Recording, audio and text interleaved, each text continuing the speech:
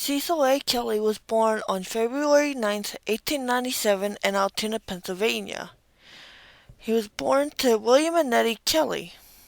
He had two brothers named Kenneth, who lived into adulthood and got married, and him and his wife, according to William's obituary I found, him and his wife had at least two children. I don't know their names, either his or their children's, because it wasn't on the obituary, but I know that by the time their father passed away in 1932, he was married with a wife and children of his own. He had another brother named Gerald. He was born on January 21st, 1899, but he would pass away after only 2 weeks on February 4th, 1899. His mother died in 1909, and I'm not sure why he was sent to live with his aunt and uncle since his father didn't pass away until 1932, and Cecil would have been long gone by the time his father passed away. But he was sent to live with his aunt and uncle Bessie and Frank Yon after his mother had passed away. I don't know what schools he would have attended, and depending on where he lived at the time, it, the school probably doesn't exist anymore, and there might not be any records of it.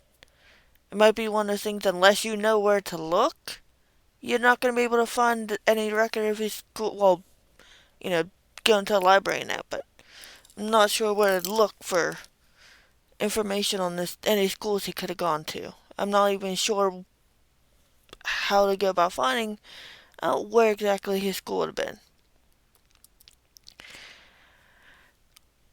On his enlistment paper that I found, it states that he was a painter, and in the book I read, he might have been a painter for the Pennsylvania Railroad at the 16th Street Roadhouse. It doesn't say where he was a painter at on the paper or the card that I found. It just says that his occupation was a painter.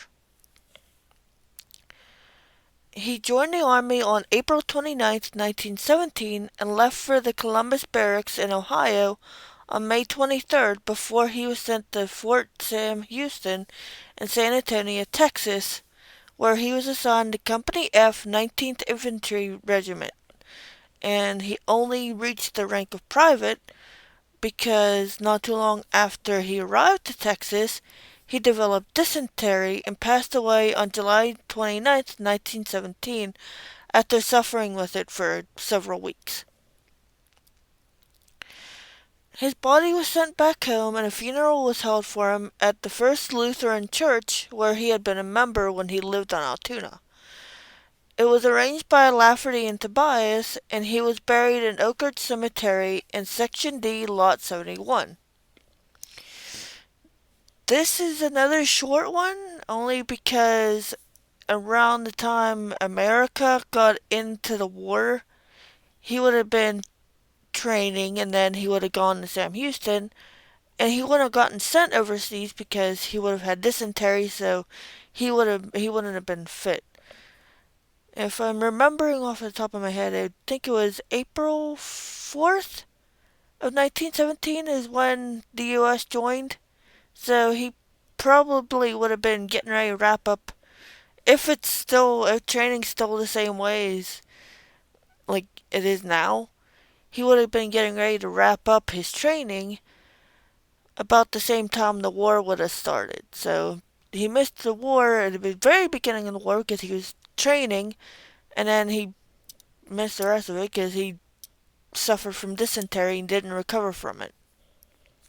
So the next one that I have on my list for World War One does have it. He possibly will be someone we see going overseas for a short little while because his death is listed sometime in September, but it all depends on if his company got sent over. Like the first one that they did for World War One, his company didn't get sent over, so even if he hadn't been killed in the accident, then he wouldn't have gotten sent overseas anyway because they didn't serve overseas. Well, they didn't see battle overseas until World War II. They were basically sent over, I believe, to Britain, if I said it before. I think they went over to England and then just got sent home. They never got over to Germany and the rest of Europe to go fight in a war.